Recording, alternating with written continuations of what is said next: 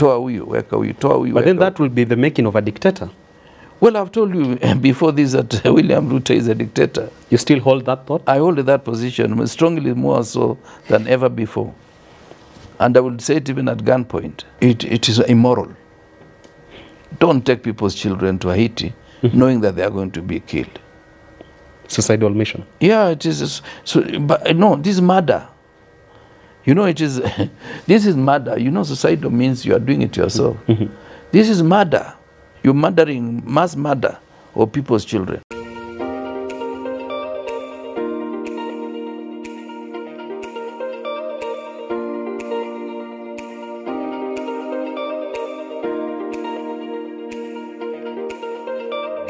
Truly delighted to have you on Business Glide, your go-to point on matters public policy analysis, business and economics at large, with yours truly, son of the soil, Richard Mwanjo. It is indeed always a pleasure to have you aboard the ship that is Business Glide. And with me today to discuss a plethora of issues on matters to do with public service is none other than the first of his name and certainly Cherangani's biggest export, former Cabinet Minister Ruto Arap Kirwa. How are you, sir? Very well. I feel encouraged by the fact that politics is getting more interesting in Kenya. Why so? Interesting in the sense that despite the constitutional arrangement, there are many people who strongly believe this constitution is not good enough. They want to infuse ideas through their own whims with the hope that they will make changes that are not within the framework of the Constitution. Very well. Yeah. Actually, what you've just said informs the premise of our today's conversation. And how about we start from matters to do with the Office of the Auditor General, Madam Nancy Gathungu. We actually seen a state-sponsored bill already in Parliament which seeks to actually cap some of her powers. And this is all thanks to her voicefulness on irregular spending by state departments and state offices. Let me ask you, do you consider it a crime, sort of a crime, to actually do your job right in this country right now? Well, this is a country that seems to embrace bad manners. And when you embrace bad manners in whatever form, that's why we have even some of the legislators who are seen to be wash-wash, in the sense that they have money that is beyond their capacity and beyond their means of production and the business wherewithal. The second issue is that it seems for anything that you say that brings public order and discipline, there are some people who believe that things should not be done according to procedure. Instead, they should be done according to the wishes of a cluster of individuals. That, therefore, informs the fact that some decisions made by certain officers who have state protection through the Constitution don't seem to be respected to the extent that their advice is not informed by their own personal wishes, but informed by the law and informed by the constitutional duty they have to serve the country. Do you actually consider Auditor General Madam Nancy Gathungu to actually be the first of her kind, and you laud her voicefulness of irregular spending in public? Well, she's been joined by her own sister, the controller of budget. Margaret Nyakango? Yeah, Margaret Nyakango. And the two ladies are people who, if we were doing proper politics, they should be getting a lot of praises from the Kenyan public. And they should be getting a lot of commendations, both locally and internationally. I can assure you, these ladies, if they were to be vilified and for any reason they were to leave office, you may be shocked. They may get serious international appointments, which means, therefore, that at times we fail to recognize our own heroes at home. Otherwise, how would you blame somebody who says, yes, I earn X amount of money every year? Why do you budget 3 times the amount? Yes, you are supposed to have done 1, 2, 3. You refuse to do that. Within the period you said you are not going to have travel abroad, the number of travels abroad almost doubled. Expenditure on certain activities which are seen to be mere luxury has gone up at the expense of development. In a way that almost every county now is spending between 10 and 30% in terms of development, and 70% on recurrent expenditure. Sure. Some of which goes to waste.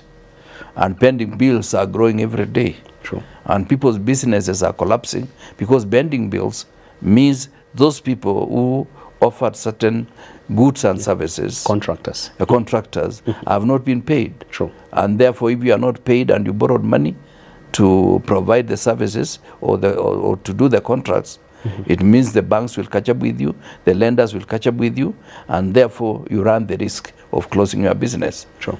So national growth is the cumulative total of the little that you grow, I grow, everybody grows. The cumulative total for all what they call the goods and services transacted in 1 year is what forms GDP. So if you want our GDP to grow, you must be concerned about every individual. Even somebody who is creating 10,000 per month or even 5,000 per month, that is a lot of money. Because if you multiply by the number of working population in Kenya, call it 30 million, that will be a huge GDP. The head of public service, Mr. Felix Koskei, has actually called on the Auditor General's office to make sure that going forward there should be zero fault audit reports from how state departments and state offices have used their funds. And somewhat that perhaps informs this state-sponsored bill by Kimani Ichung'wah, the Public Audit Amendment Bill of 2024. Do you feel that we are much concentrating on playing to the tune of the executive and not being patriots at heart on how do we appropriate taxpayers' money? If I get the question right, it's like you are telling the referee to slow down on the errors that players make in the field. True.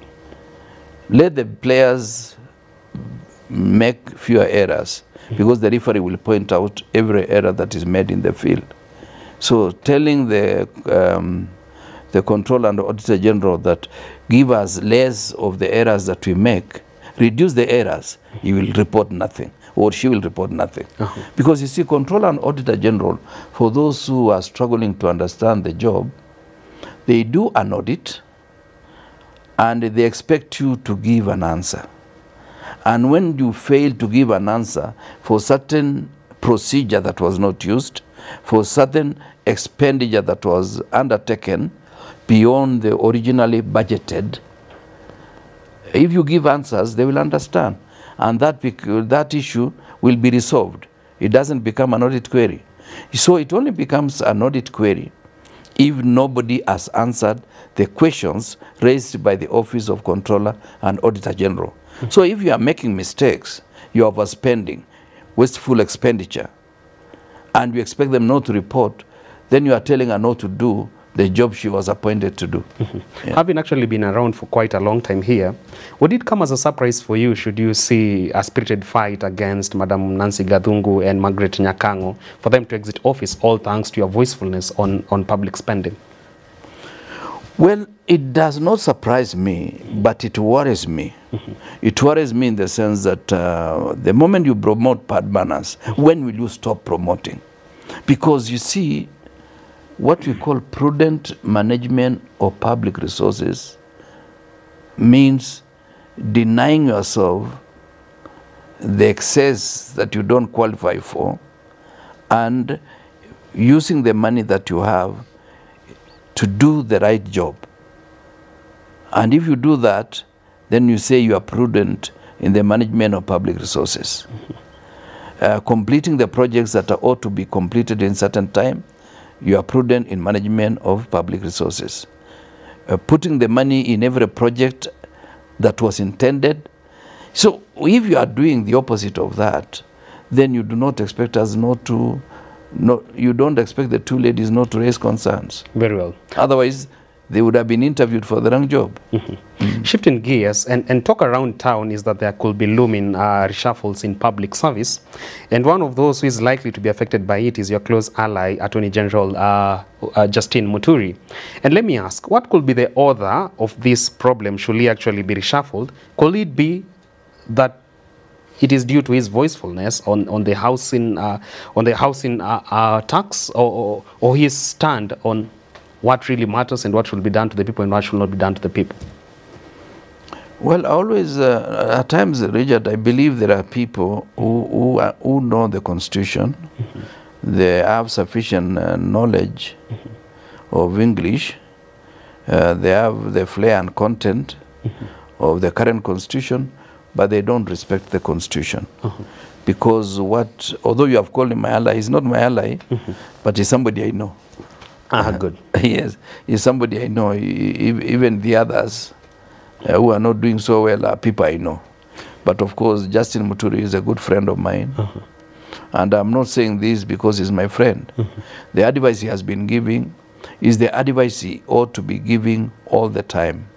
That's why the Attorney General is always said to be the legal advisor to the executive.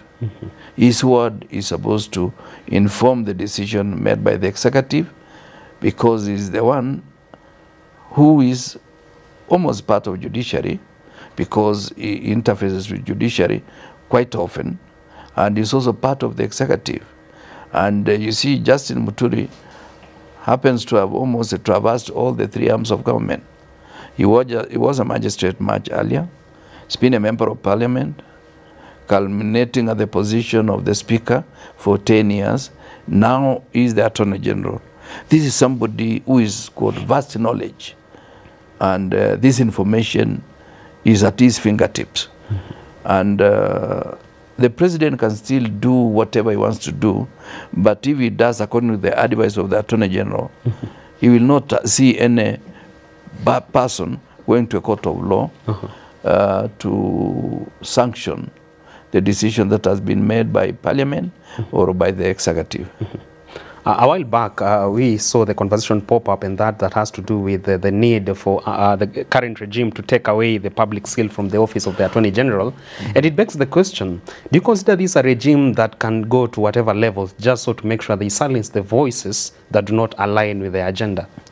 Yeah, it's dangerous, because some ministers have said some positions have been gazetted without their knowledge. And they are supposed to be gazetted purposely by the minister himself, with the risk of sounding a Kibaki apologist. The law provides board members are appointed by the minister under his hand. Some managing directors of various parastatals, after the interviews, the minister appoints them. The ministry where I ran, Paretharam Board, AFC, Kari at that particular time, are positions that are supposed to be appointed by minister. Others, in terms of chairman, are appointed by the president. But in the style of President Kibaki, you tell you give two names.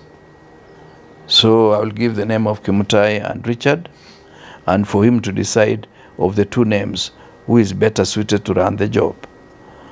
So he was allowing us to make those decisions. Today, even board members are gazetted without the knowledge of the minister responsible for that particular docket. This therefore means if you take the public seal away from the office of the Attorney General, where are you taking it to State House? Then government printer also may have to go to State House, so that you will be printing, you know, but then that will be the making of a dictator. Well, I've told you before this that William Ruto is a dictator. You still hold that thought? I hold that position strongly, more so than ever before. And I would say it even at gunpoint. Because what else do you term somebody who does not believe other people have any latitude of knowledge, capacity, or content to make certain decisions? He believes he knows everything. He believes he's everything. He believes the rest of us know nothing. Even his ministers, he says they are clueless. Really, how can people, some of them are professors, be clueless about their own departments? Even a modest person, given a chance to run a ministry, after some time, he will have knowledge, experience of running that particular ministry. Do you consider it to be a crime for President Ruto to be overambitious? It is immoral. Don't take people's children to Haiti knowing that they are going to be killed. Suicidal mission. Yeah, it is. So, but no, this is murder. You know, it is. This is murder. You know, suicidal means you are doing it yourself. This is murder. You're murdering, mass murder of people's children. You know, it should be told. Haiti. Which language are they going to speak in Haiti? None of us knows Creole. That's the shame, actually, of that area. None of us knows French. We did a bit of French. Comment ça va bien? You say ça va bien, you don't know what the other guys are saying. You'll be finished. Yeah. So, you know, it is good to make good international relations, but it's also good to do something that you feel your moral obligation allows you. Actually, as a governance expert that you are, now that there's a looming talk about pending cabinet reshuffles, if you look at a close analysis of the recent cabinet reshuffles, we see more of transferring people rather than sacking even those who've been accused of impunity. Would you say that this time round there's need for us to do it a little different? Those who've been accused in the court of law or those who've been found guilty of misappropriation of public funds and all that should actually be sent packing other than just transfers? You know, I've always had this view that the cabinet of the day is not given a chance to ventilate on issues, and any minister who makes a mistake may actually be doing so either out of panic or out of lack of exposure to certain vital information. Because any responsible minister should be able to consult internally within the office and share with his colleagues information that is relevant to certain decision making.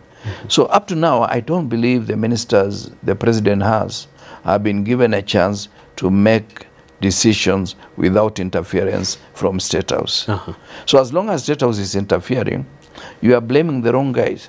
You can take Kindiki to be Attorney General, Kithure Kindiki. You can take Justin Muturi to Foreign Affairs or wherever. Then you can elevate somebody else to Interior. But at the end of the day, if you don't allow them to operate freely, then you don't get the results that you desire. Just the words of Ronald Reagan, he said when he was being accused of some contras and hostages, exchanging hostages for something, he said, what I've come to learn is that if you give people who are professional a chance to do a certain job, and you give them the latitude of freedom to make decisions, they give you better results than if you are to micromanage them. Well, there you have it. We've been talking matters to do with the reforms we need to have in public service. And you've heard it from the firebrand himself, former cabinet minister Ruto Arap Kirwa. But he's actually attested to this conversation that we really need to take it a day at a time. And eventually, Safari ya Bamba ni Machero, we shall see and actually yield the fruits that we need as a country only if we be serious today and not yesterday. Time now for Fan of the Week. It is none other than Kevin Kinuthia, watching us from Germany. Asante sana for always tuning in. Also tell your friends and people back there in Germany to keep on subscribing to these conversations and also supporting us in whatever ways possible. We don't take your support for granted. And up next now on your screen is the Business Glide, African proverb of the day. Keep it to Arab Kiro, Kongoi. Thank you so much. Asante sana. All right.